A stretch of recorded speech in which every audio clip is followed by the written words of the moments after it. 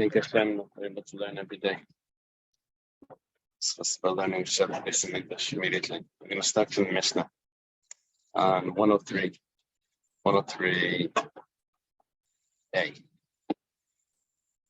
All right, you with me?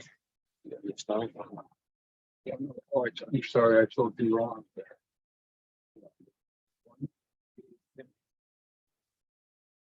Okay, so it says like this. Almana Shamra, a widow that says, if she loves me basically, I cannot leave the house of my husband.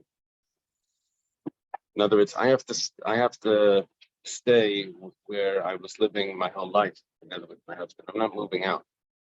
So the inheritors can't say, well, you go to your father's house, we'll send the money over there. Just don't live here in our house.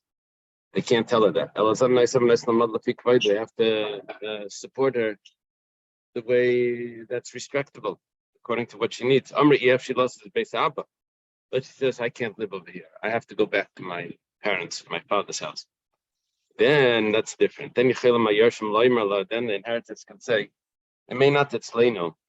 If you're not going to live with us, then if you are with us, then we'll support you. It may not etzleinu, but if you don't live with us, then we're not going to support you. We're not going to send you the food to take over there. Let's say she claims that she was a young wife to this elderly man, and his inheritors are young men. And she doesn't want to live together with these young men. One girl with these young men is her stepsons. Then that's a very good claim. And the sages accept that. They have to support her even though she's going to live in her parents' house. Gemara says like this, Tana Rabbana, start in the Brisa. More detail. The Brisa gives us more details than the Mishnah gave us. It says she gets to use that home the way she used it during the lifetime with her husband. She gets to use the maid servants just like she used during her husband's lifetime. She gets to use the pillows and blankets the way she used them in her husband's lifetime. And also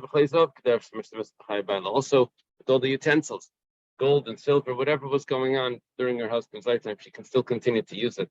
The inheritors can't say, we'd like for you to stop using those blankets and everything. They can't say that. Because he writes there when he gets married,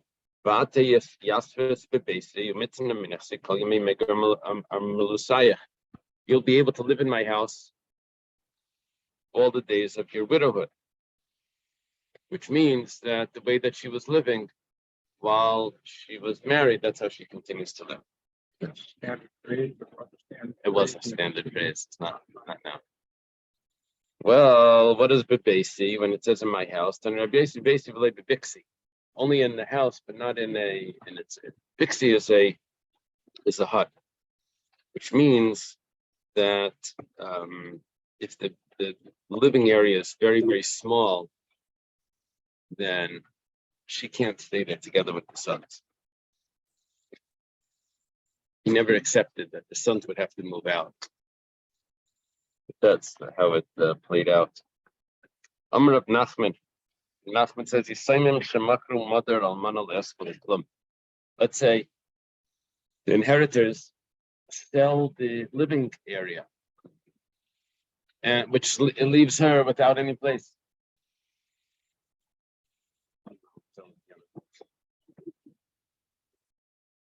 Leaves her without any place to live. So that's not acceptable. That's the sale is nothing. They sold her area. The Gemara asks, what's the difference? What Ravasi says?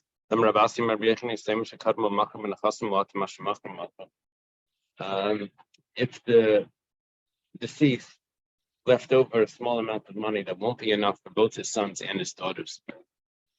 So we said that the daughters get the money, the sustenance. We're not talking about inheritance. We're talking about just the sustenance for food. And the sons would go and knock on doors and collect. It's easier for the boys to do that than for the girls to do that. Well, let's say the boys went and they took some of the property and sold it off. So but that is a valid sale, even though they weren't supposed to. They went out of line and they sold things they weren't supposed to. Well, so why, if the inheritors sell off the widow's living area, is that not a valid sale? But when they sell off their sister's sustenance, that is a valid sale. So the Gemara answers, the difference is that the widow was living there while she was alive. And so therefore she has already been used to that. The lien was on it while she was alive. In other words, she's already living there. The sustenance the girls hadn't taken yet. Amar Abaya. Abaya says, the interesting point. What happens if there's high maintenance for this for the place where the widow lives? Let's say the place collapsed and just to build it up. So Abaya says they don't have to do that. They only have to sustain her while the place survived, while the place was still there. What happens? Let's go further. It says, I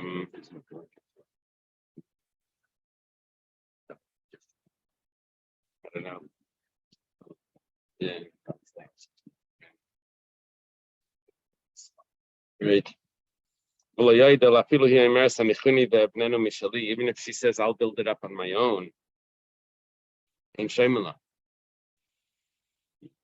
they don't listen to her.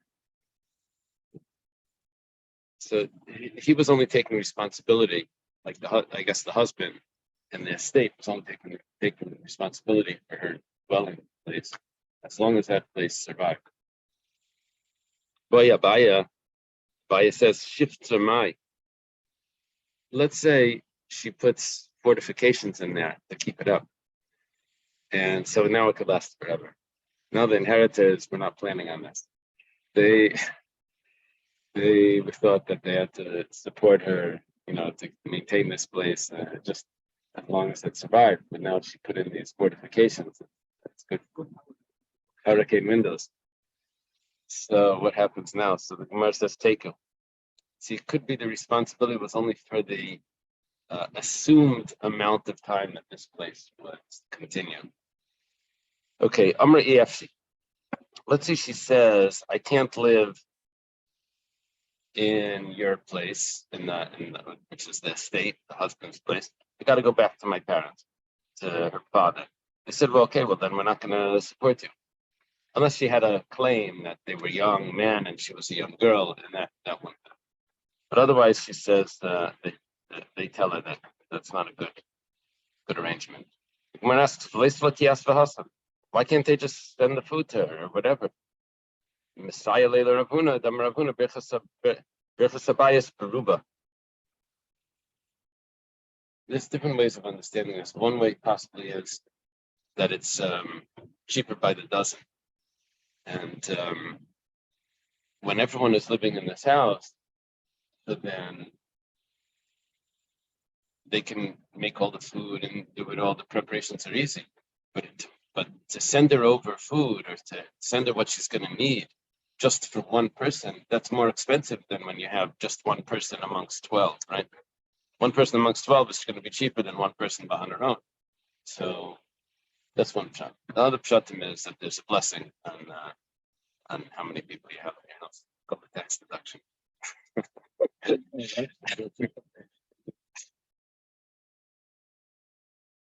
Right.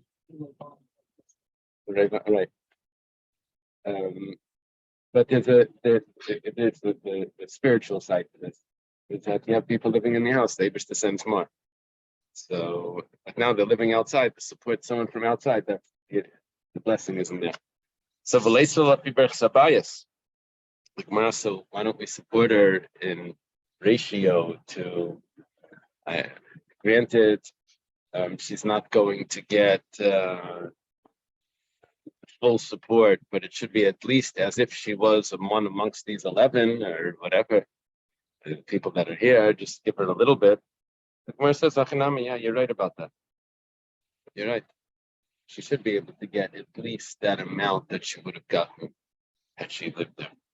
Amar Avuna Lashon Chacham and Bracha, Lashon Chamaisha, Lashon Chamarpe. We can learn blessings from the sages. We can learn from the language of the sage. We can learn how to be wealthy, and we can learn also healing from the sages. Bracha Hadamran. We just said the blessing. See, the sages said that the more people in the house, the more blessing comes in.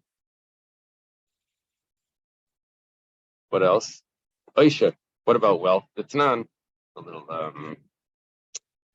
small little thing to how to get wealthy here. It's not in every situation. Okay. If someone sells fruits to his friend, if he made a kinyan on it by pulling the merchandise, then he acquired it. But if he just measured what he's purchasing, sometimes purchasing grain or something, you have to measure it. But he didn't pull it yet. He didn't make that kinyan to laikana. But if he's wise, what he can do is he can rent the area so the seller can't be tracked. Because until he makes that case, how does he rent?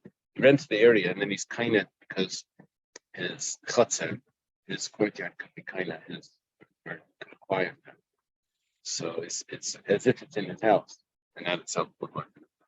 That's the way the wealthy. Marpe, what do you see healing from the words of the sages? The Tanan. Persons shouldn't chew up wheat grain kernels on Pesach to put it on a wound because it could become chametz when he starts chewing it. It gets wet and then it becomes could start to ferment. Whatever the case is, we do see from this that this is a home remedy. A wound is to chew wheat kernels. You see, we have the healing here. Okay.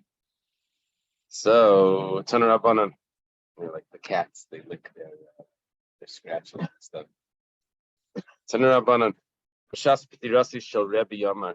We have a nice long garata here about the passing of Rabbi Yehuda Nasi, who's the editor of the Mishnah. When Rabbi Yehuda Nasi, when Rabbi passed away, he says, I need my sons, call them in. Well, the sons come in. It says you should be careful with the honor of your mother. There should be a candle by his place. The table should be set for him by his place. The bed should be in its place. Yosef Chafni, Shimon Efrasi, these two fellows, they served me during my lifetime. They should also serve me after I pass away. Now, what the Gemara thinks originally, what that means is that they're going to take care of the burial. We'll see what it means soon. When Rebbe tells his sons that you should be careful with your mother's honor, the Gemara is a little surprised about this. The Gemara says, "There I see. I don't need Rebbe to tell them that. That's part of the 10 Commandments.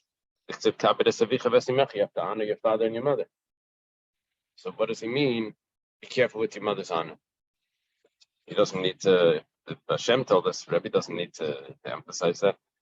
Gemara says, "Eishes Av Habe." It was not their mother. It was their stepmother. Okay.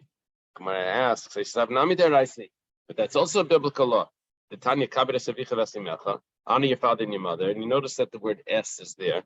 And S is the rabbis. Why? Because the S could also be EP with coming with, which means that it's an inclusive, not EP.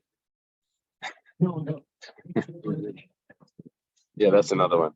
That's the above. We'll see over here. It says, you know this. You got to claim this. But Rebbe says Imecha. I'm sorry. Rebbe said Izaru b'chod imchem. He Yeah. said, Yeah, so that the Gemara is adjusting it to mean the stepmother, not to really. Yeah, that's a kasha. Daniel's saying that wasn't his words. He didn't say stepmother. He said mother. It's a kasha. The Gemara is adjusting it. This is the type of thing, I guess. The way the Gemara is adjusting it is, if you would have been there, you would have understood what Rabbi meant. So. Esavicha zu eshasavicha vesimecha zu balimecha. When it says es, it means a step mother, and esimecha is referring to a stepfather. And Vav Yisera, the Rabbi says achicha gadol, habit esavicha ve'esimecha. The Vav is the achicha gadol, the oldest brother. My answer is hani milu mechayim avalacham misalei. That's only while the father's alive. But now Rebbe was passing away. They don't have the same honor. The honor to the stepmother is included in the honor of the father. And if the father's not there, then they don't have to honor the stepmother. So Rebbe had to tell them that no, part of his will is that they should honor his wife, which is their stepmother. There should be a candle lit. In his place, the table should be set, and the bed should be made for him. My time. What's the reason why he wanted this, even after he passed away? That area should still be used as if he's there. Well, the answer is Kol Beishimsha v'Yaseh Lebesi, because every Friday night he would come to his house. There was a Rashi here. Yeah, Rashi just explains. Beishimsha means Friday night. Where does it say that we'd come to make kiddush? I don't know. Who Beishimsha Asay? One Friday night he came. Who Beishimsha one Friday night? Asay Shivivta. A neighbor came, Kakari Abava, and was knocking on the door, calling by the door. Amra Imse. So the servant said, Shtiku, you have to be quiet now. The Rebbe Yosef, Rebbe is sitting. It was after he passed away, but he returned for the visit the family on Friday night. Given the Shama, when the Rebbe hears this, Shuvlayas, he doesn't come anymore. Because there were earlier tzaddikim that did not come, and he doesn't want anyone to say that they're not really tzaddikim because they weren't able to come. Say, Rebbe, if you're real tzaddik, then why didn't you come? So he doesn't want people to say that. Yosef Chafni, Shimon Efrasim, Shimshuni B'chayim, Shimshuni B'meti. Yeah. Yeah, where does it mention the Kiddush? Okay. Right. That's what it says at the beginning. Trying at that moment that it's the case of this more than time. Do they have a footnote? Oh, that's the Masha. The Masha says it. Okay, good. Okay. So that's like what Masha's explaining. that makes the Kiddush Kav a little scary.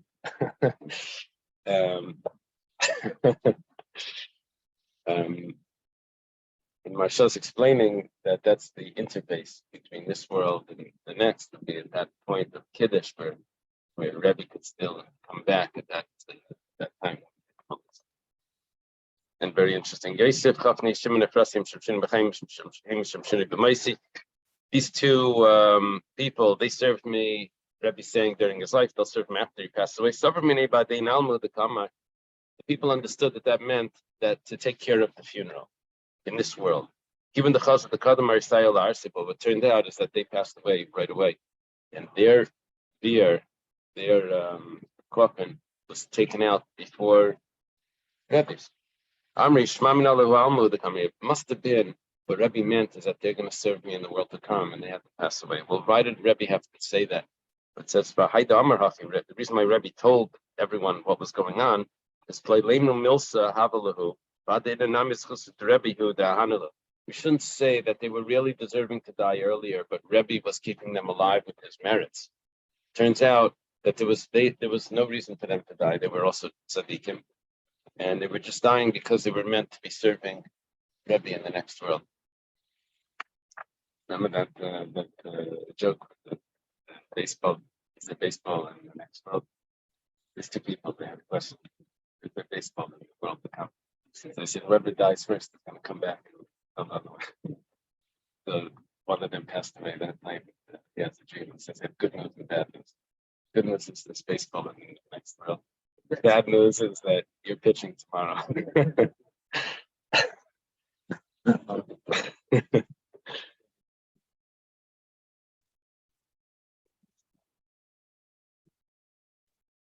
Oh, so they would continue to teach. Okay, that's interesting.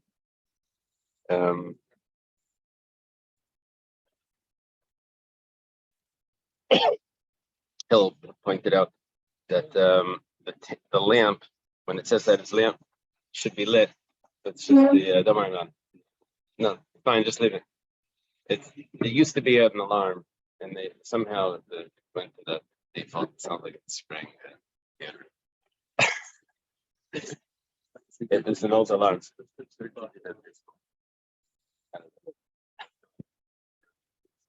No.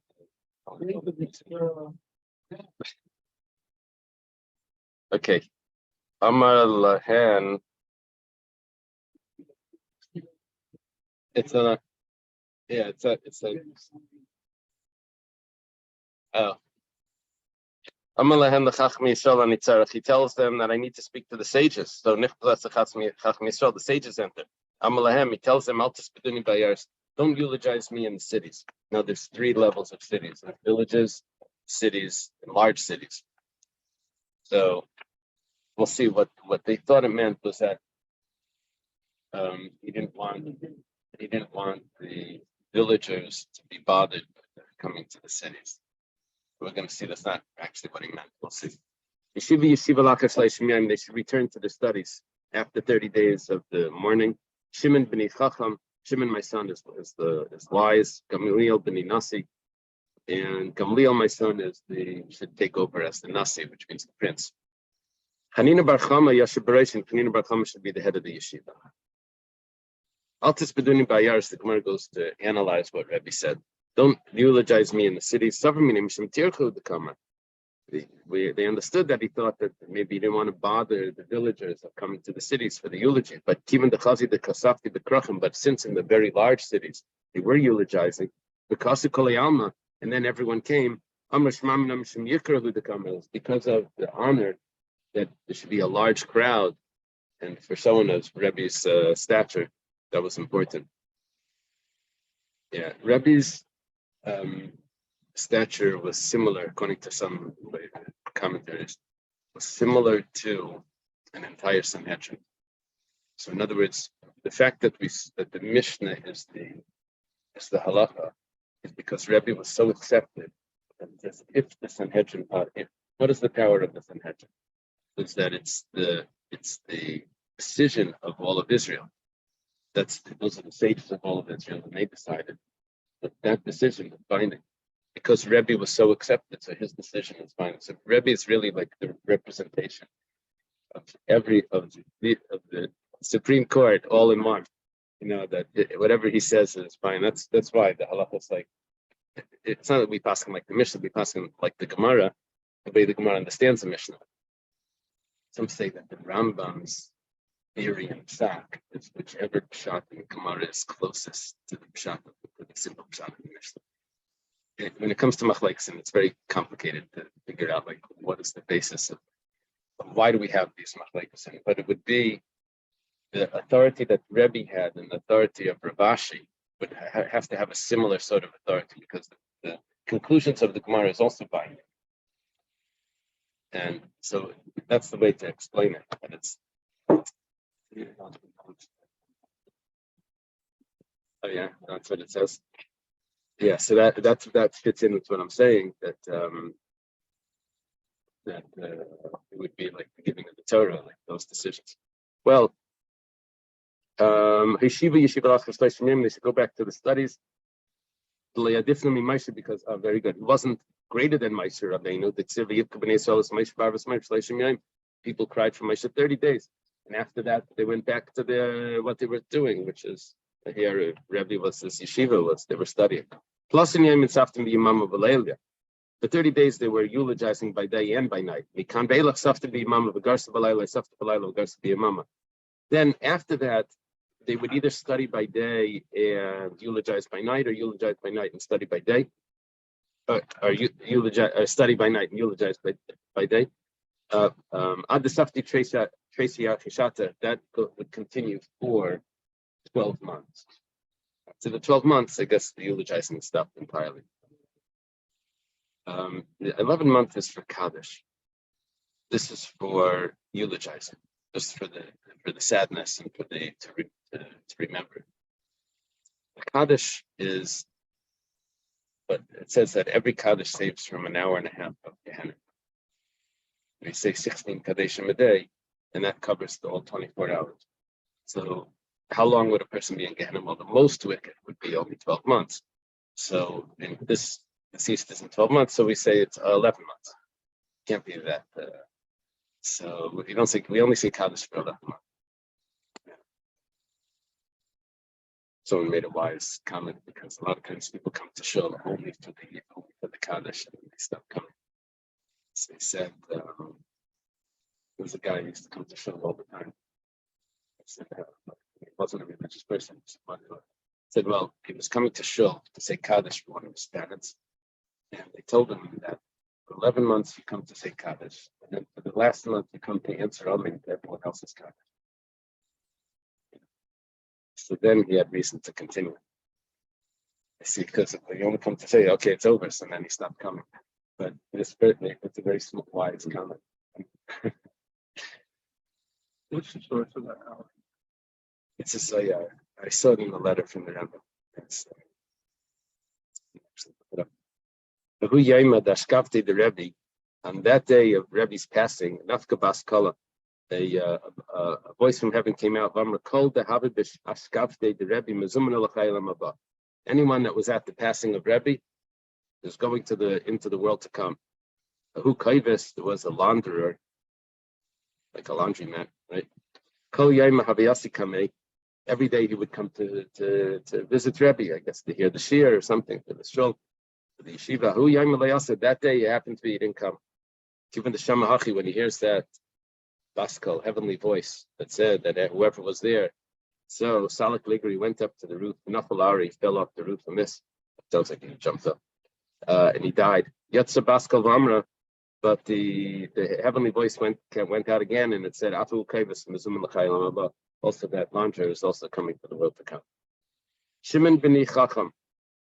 He says, my son Shimon is wise. My Kamar, what does he have to tell us that he's wise? Well, Hachikam, what he means is, even though Shimon is the smart one, but Gamliel is going to be the head of the head of the yeshiva, but the prince. Yeah. So this applies. Yeah. I would say, general. Yeah. Right.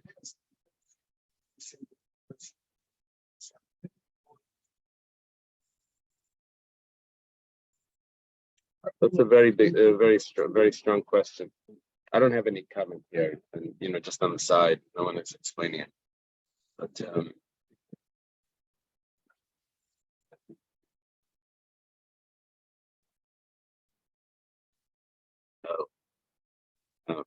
well, Taisus has a comment. He says, "What's the big deal? He has a share in the world to come. Every Jew has a share in the world to come." So, what Taisus answers that they have a share in the world to come without any judgment. They just go straight in. So this is a little different. So, but your comment is that while he was learning in this world, it says that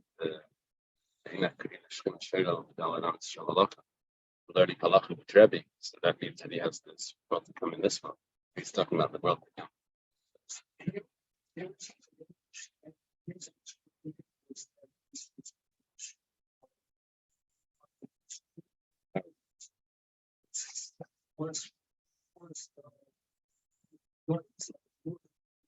Oh.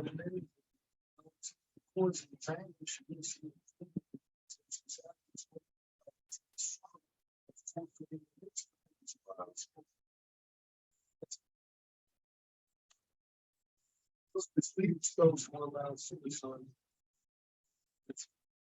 So it's well. Wow.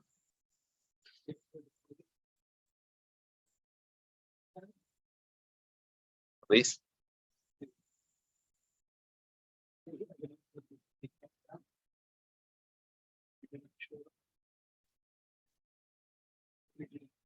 Right. Maybe just explain like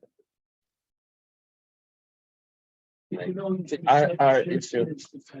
Shakespeare's defense for suicide was that you had to kill the guy who was about to kill you.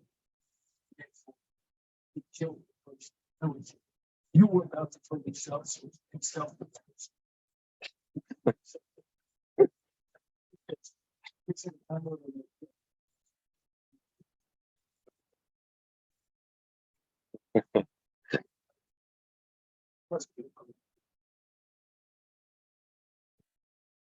Okay.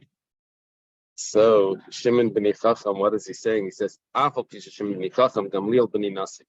Even though Shimon is the Chacham, morning, but he's not going to be the prince. I'm a Levi. Okay. Levi says, "Shrichla Meimar." Is this necessary to say? It turns out that Gamliel, the son of Rebbe, was older. So he's anyways the Nasi. Is that necessary to say? Well, Amar Reb Shimon bar Rebbe, so Shimon, who was the one that was losing out on this, he says, it's necessary to say this to you and to your limb. Now, if you remember, Levi one time tried to show, there are two Gemaras about this. He tried to show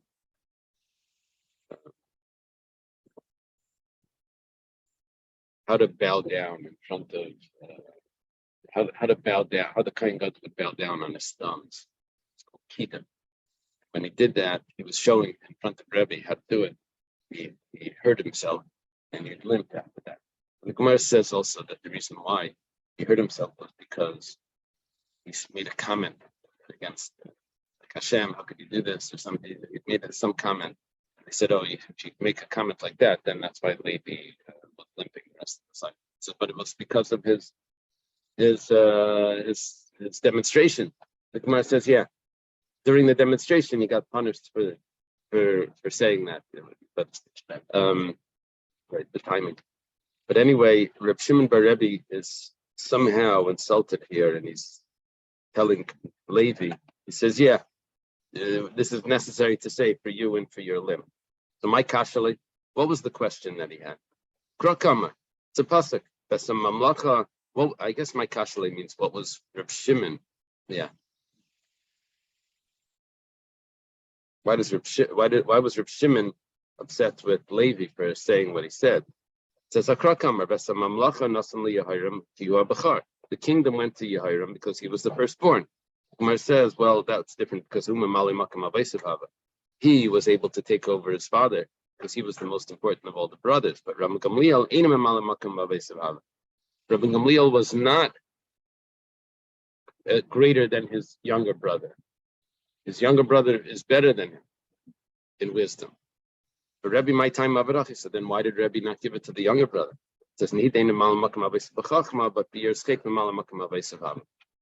but he still was better than the other one in fear of sin. So the fear of sin put him as the prince, not the wisdom. Very interesting. Chanina bar Chama Yasher Baresh. There's another comment from Rebbe, another instruction from Rebbe on when he's passing away. Because that Chanina bar Chama should be the head of the yeshiva. The Gemara now clarifies that that's not exactly what happened. Like Kibel Reb Chanina, Reb Chanina did not accept it. Because Rav Afes was older than him, 2.5 years, and he didn't want to take the position while Rav Afes was alive. The Yosef Rav Afes Beresh of Yosef Rav Chanina, Rav Afes took the yeshiva, and Rav Chanina was sitting outside. Also, Levi v'Yosef Gabe. Well, Levi went and sat together with Rabbi Hanina. He's in company. It's another student of Rabbi Levi. Nach nafshe the Ravafis v'Yosef Rabbi Hanina Beresha. Now, Ravafis passed away, so Rabbi Hanina went to take over. But Levi inish the Mesav Gabe because of the bubble. There was no one to sit with Levi outside, so he then went to Babylonia, and that's when they said, "Behind the Dami Leila Rab, Gabar Rabbi Kalana Doy Matla, the Darish Kalila." How do they translate Kalila? The Darish Kalila Shari. It's some sort of some sort of kerchief, something that they wore on their head, the crown, tiara. They wouldn't go in to listen to the share. Yeah, so they felt they was on the same level. That's Rabbi Hanina, same level as Rabbi Yafis. He wasn't going to go and sit and hear the share. Well, yeah, that's a good point. You see in a second. So that's why when they told Rav that a great person came from Nardai, came to Nardai, he's limping, and he told us that Kalila Shari, that it's permissible for a woman to wear this on Shabbos. There's a problem with certain types of clothing. Yeah, right. There's a problem with certain types of clothing on Shabbos. Someone may take it off to show it to her friends while they're outside in Rosh Hashanah. In public area, you can't carry. So anything that's removable, you're not supposed to wear. Like sunglasses, I think, could be a shaila. Reading glasses could be a shaila. They come on and off. A watch, yeah, for men, don't wear a watch, and women do. Yeah, we learned it in Shabbos. Right. Yes, exactly. So the reason for this was because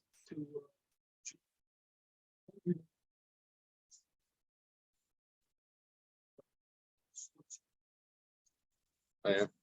Never heard that. No. Oh, don't ever do the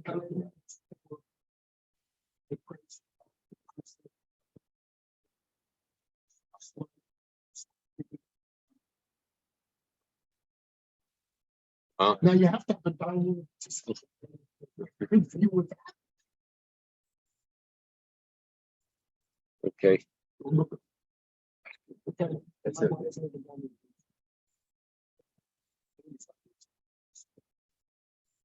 Oh, no, it's a good time.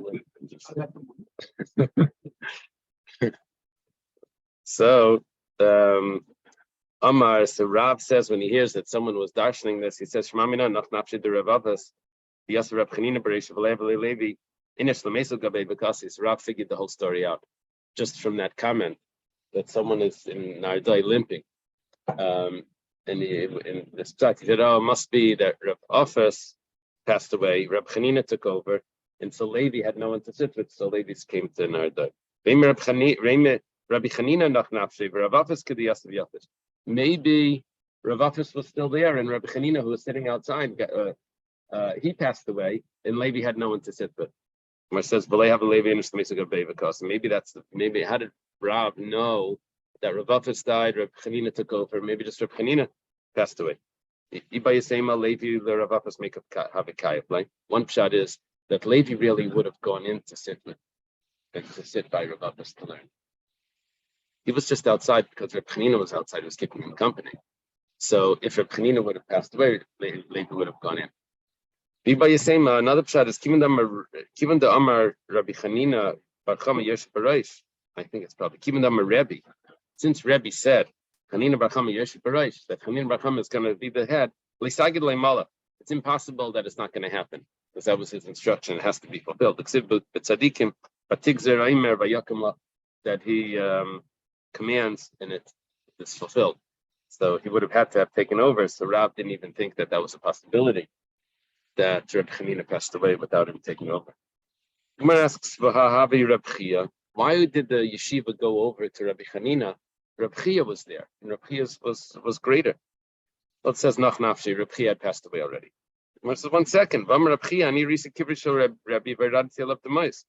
Chia says, I saw the burial the grave of Rebbe, and I cried there. This Epoch. You have to turn that around. Say Rebbe saw the grave of Reb Chia and he cried. Reb Chia says that the day that Rebbe passed away, the Kedusha was nullified. That means it was, we lost that level of holiness. Tosfos over here, very famous Tosfos, quotes Reb Chaim Kohen, was one of the Bali Tosfos. Reb Chaim Kohen said that if I would have been at the time when Rabbeinu Tam passed away, Chaim Kohen was obviously a Kohen. And I would have been if I would have been at the funeral of Reb Chaim Kohen, I would have become Tameh. I would have gone to the funeral even though he's not my relative. The reason for that is because consider it like a meis mitzvah. Now, why is it a meis mitzvah? There were other people at the funeral. The answer is that the people at the funeral, that's how many people are needed there. If it's such a great person, then no one is exempt from being there. Every person is needed there. So the Chaim Kohen said he would have been Metama. That's what it means. Batla Kedusha, the Kedusha's Kohen went away when Rebbe passed away. That's the pshat over here, according to that. That's interesting because there is mitzvahs. Well, it's Right. Can't be Metama himself. And here, by this, like Nasi, the leader of the generation, he would have been Metama. Yeah, Rabbeinu Tam was, I don't remember how he passed away. I know that he was stabbed 5 times. He was left for dead during the Crusades. Then he was revived. Someone found him and revived him. Rabbi, can you say that again? I couldn't hear. He was stabbed by whom? He was stabbed during the Crusades. Oh. And it must have been the Second Crusade. One of the later ones, not the first, because he was there. First was 1096 or something. He was later. And then he was revived by one of the, who was Trench or whatever, brought him back to life. Okay. Gemara says, well, Epoch. Switch that around too and say that it was Rebbe that said it about Reb Chia, that when Reb Chia passed away, Batla Kedusha. Gemara says, Tanya, but 1 second. Okay, now we're going to have like a little bit of a long brisa here. But the main point of this brisa is to tell us that Reb Chia was alive when Rebbe passed away. When Rebbe was sick, Nichnas Reb Chia came in, and he sees that Rebbe's crying. Amalei Rebbe, he says, why are you crying? But Tanya, we have a brisa. Someone passes away when they're smiling, when they're happy. So that's a good sign. If they're crying, it's a bad sign. Panav Lamaila, if their face is up, that's a good sign. Panav Lamata, if the face is down, that's a bad sign. Panav Klapiyam, if they're facing the people, Klapia Kaisel, if they're facing the wall, it's a bad sign. Panav Yerukim, if the face is green, Panav Tzehuvim Vadumim, the face is yellow and red, that's a good sign. Meis of Shabbos, Mitzvah Shabbos, they pass away on Friday, that's a good sign. If they pass away on Mitzvah Shabbos, that's a bad sign. Meis Berev Yom Kippur Simin Rale, if they pass away Erev Yom Kippur, it's a bad sign. Mitzvah Yom Kippur Simin Yafalek, after Yom Kippur, it's a good sign. And for Shabbos and Yom Kippur, it's explained. If they pass away on Erev Shabbos, they go straight into the has to be on Shabbos. Yeah.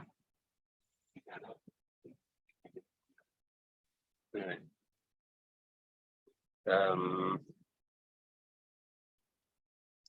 If you pass away from stomach sickness, that's a good sign. Most of the tzaddikim pass away from stomach illnesses. Amalei, so Rebbe says, I'm crying because I won't be able to fulfill the Torah and the mitzvahs. Well, what's our issue here is that we're seeing that Reb Chia was at the funeral of Rebbe.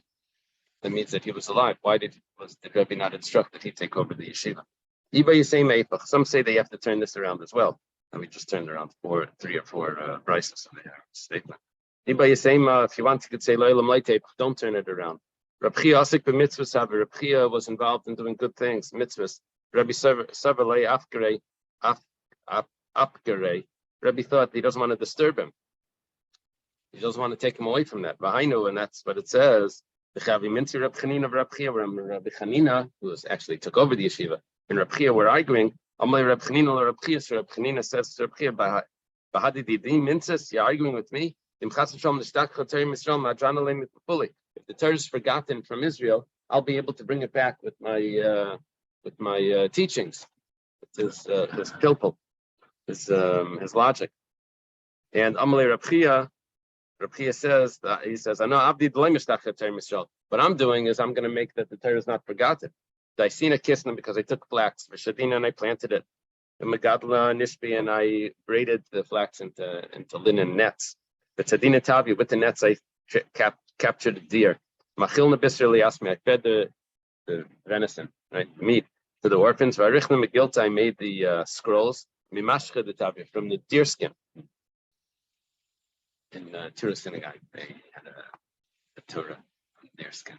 Yeah, I think they said it was from the Inquisition, from those times. I'm sure there's others. Visalikna lamasna and deer skin. Oh yeah. Yeah. Yeah. Visalikna lamasa, and they went into the city. The Lesbi Mikridardki that didn't have a teacher. Because Sivna Chamisha Chumshi wrote the 5 books. Lachamishi Inuki to 5 for 5 students. He wrote a chumash per student. And Masnina Shisha Sidri Lashisha Inuki, and he taught the 6 orders of the Mishnah to 6 students. No, it's just the Chamashim to learn from. And he tells them, teach one to your friend. It's a good teaching method. You have the student teach each other. Only problem is you have to come in and assess every once in a while that they're not all messing up. But that's a very good start.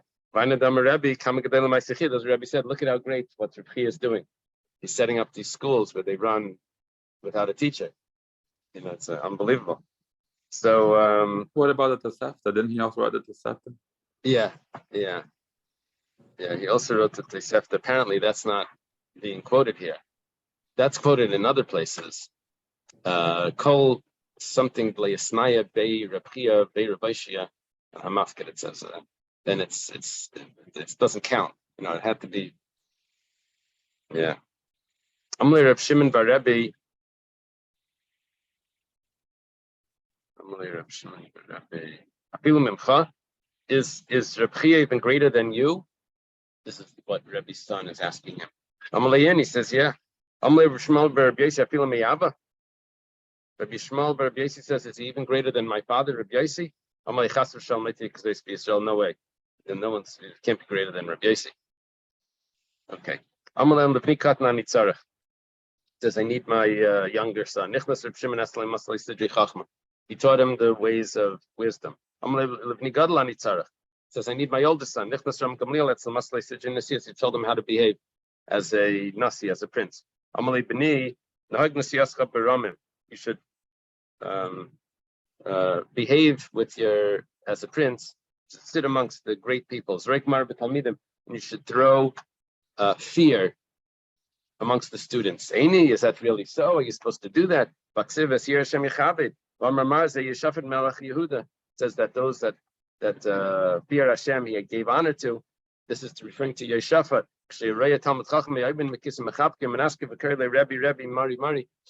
Yeshafat would stand up when he saw a Torah student, and he would Torah scholar, and he would hug him and he would kiss him and he would say, "My teacher." The Gemara says like kasha, but depends. In private he would do that, but in public he would show that he's in charge and he would, like discipline. Guess we'll stop over here. Yes. Yeah, guess we'll stop here. Okay. Have a good day, everyone. Have a good day. Thank you. Have a great day. What? Okay. Slacha. Yeah, good. That's good.